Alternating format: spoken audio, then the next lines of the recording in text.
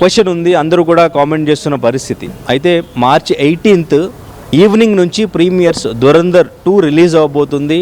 So Dhurandhar 2కి normal ప్రైస్తోనే ticket rates అనేవి పెట్టడం జరిగింది. ఆల్రెడీ ఇటు దురంధర్కి బుకింగ్స్ ఓపెన్ అయినాయి అండ్ ఇంకా ఉస్తాద్ భగత్ సింగ్ కూడా టికెట్ బుకింగ్స్ అనేవి ఓపెన్ అయినాయి.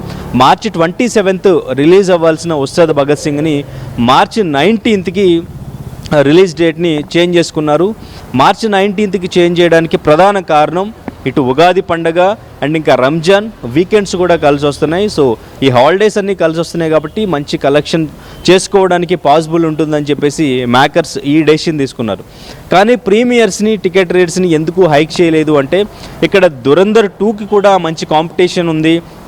దురంధర్ 2 ప్రీమియర్స్ ముందు రోజు వేస్తున్నారు. ఎటువంటి టికెట్ హైక్ లేకుండా దురంధర్ 2ని రిలీజ్ చేస్తున్నారు. కాబట్టి ఇప్పుడు మళ్ళీ ఉస్తాద్ భగత్ సింగ్కి టికెట్ రేటు పెంచితే మళ్ళీ అది ఎంతవరకు ఎఫెక్ట్ అవుతుంది అని మేకర్స్ ఈ డెసిషన్ తీసుకున్నారు.